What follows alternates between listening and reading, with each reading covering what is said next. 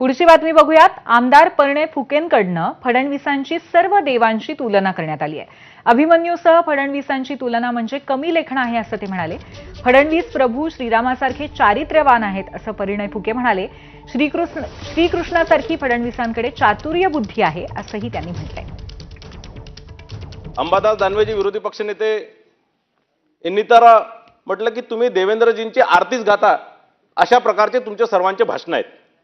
आणि मी त्यांना या माध्यमातून सांगू इच्छितो की हो, आम्ही त्यांची आरतीच गातो, कारण ते आमच्यासाठी देवतुल्यच आहे।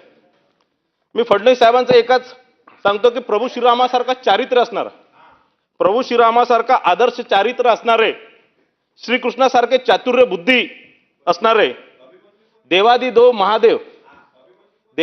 महादेव यांच्यासारखी सहनशक्ती असणारे आणि त्यांच्यासाठी विष पचवण्याची क्षमता असणारे एक नेते, सूर्यासारखा तेज असणारे, चंद्रासारखा शीतल असणारे असे एक नेते आपल्याला महाराष्ट्राला लाभले आहे।